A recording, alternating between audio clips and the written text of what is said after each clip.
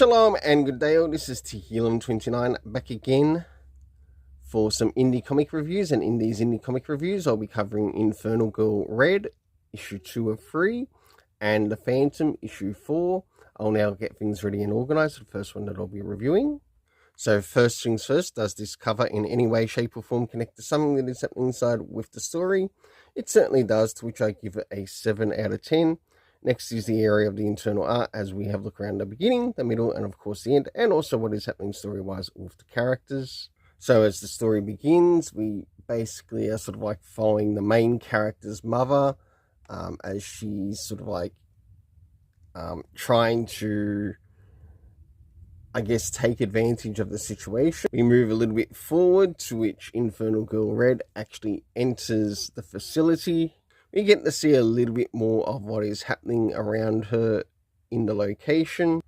And of course we get to meet up with, I think it's Thomas here, I might be incorrect. Last but not least, we are left with a bit of a conflict, which then ends up leaving Infernal Girl Red sort of like basically being kicked out of the atmosphere. Whether she truly is kicked out of the atmosphere or not, we'll find out in the next issue.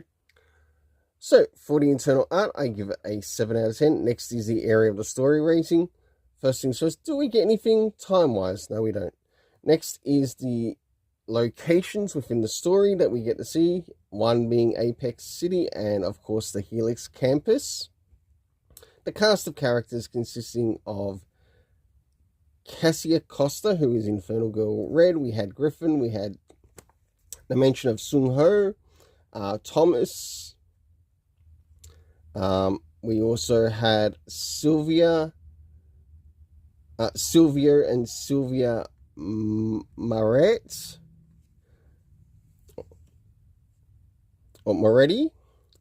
My overall rating for this story is a 7 out of 10.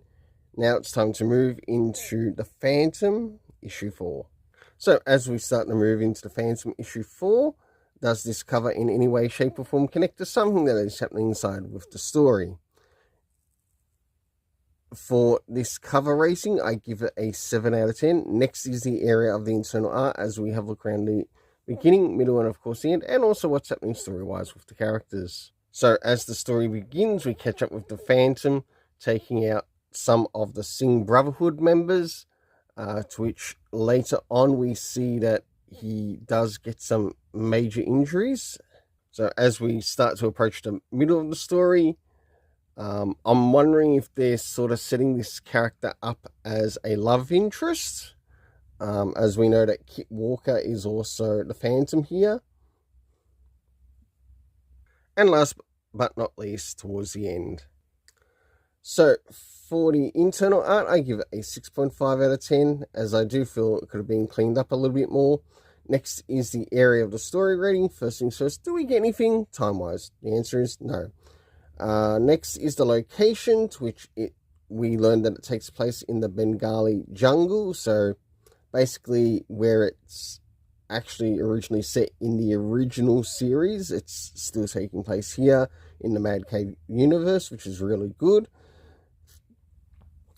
And last but not least, the cast of characters consisting of the members of the Singh Brotherhood, the Kit Walker Phantom, and one other character, to which I absolutely wrote the name terribly, so I'm going to have to ignore it. But my overall rating for the story is a 6.5 out of 10. Until then, let's keep it colourful and have yourself an awesome day.